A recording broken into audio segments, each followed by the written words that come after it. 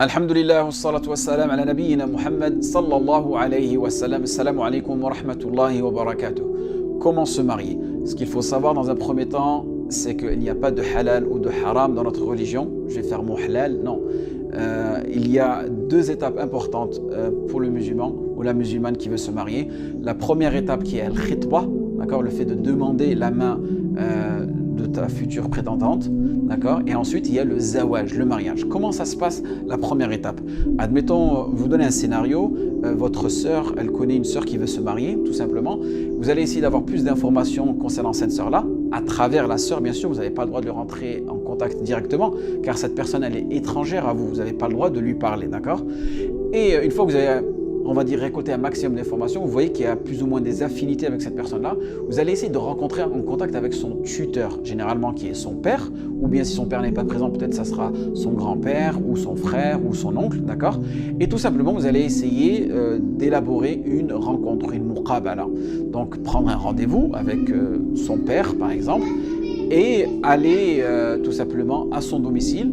Et une fois que vous allez à son domicile, ne rentrez pas les mains vides, bien sûr, et vous allez vous retrouver dans le domicile de cette personne-là, et toujours en respectant les règles de notre religion, vous allez tout simplement, peut-être dans les premières minutes, dans les premières heures, faire plus en plus connaissance avec son père ou avec sa famille, et tout simplement demander à voir la personne. Donc c'est votre future prétendante qui va tout simplement rentrer dans la pièce.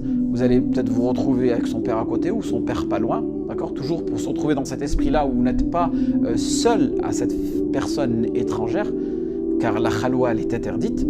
Et tout simplement, durant cette demande de main, on va dire cette traitement, vous allez poser des questions, d'accord? Essayez d'être franc et direct un maximum pour vraiment voir, tester si cette personne est faite pour vous ou pas, sa conception du mariage, sa vision du mariage, son niveau de religion, est-ce qu'elle prie le fajr, est-ce qu'elle prie à l'heure ou pas, et vraiment aussi son comportement, quel genre de comportement elle a, quels sont ses défauts, quelles sont ses qualités, qu'est-ce qui la dérange, qu'est-ce qu'elle n'aime pas, qu'est-ce qu'elle aime dans le mariage, qu'est-ce qu'elle n'aime pas dans la vie de couple, pour vraiment avoir une vision générale. Et donc si ça se passe bien, généralement, maintenant vous allez passer, on va dire, à l'étape du mariage.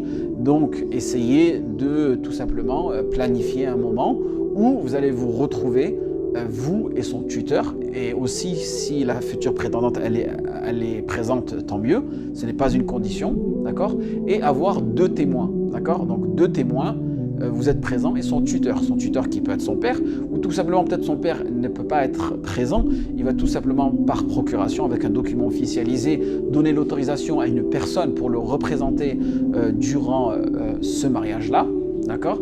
Et les deux piliers importants, c'est la demande, d'accord, et l'acceptation.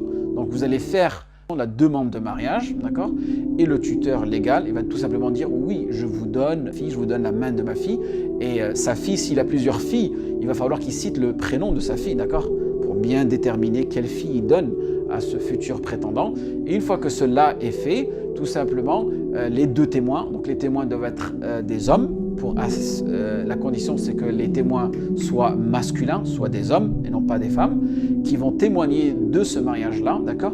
Et une fois que ce mariage-là est fait, maintenant elle devient votre épouse, la dot peut être mentionnée aussi, d'accord, elle pourra être donnée plus tard, et n'oubliez pas, bien sûr, d'officialiser ce mariage pour pouvoir préserver vos droits et ses droits, voilà.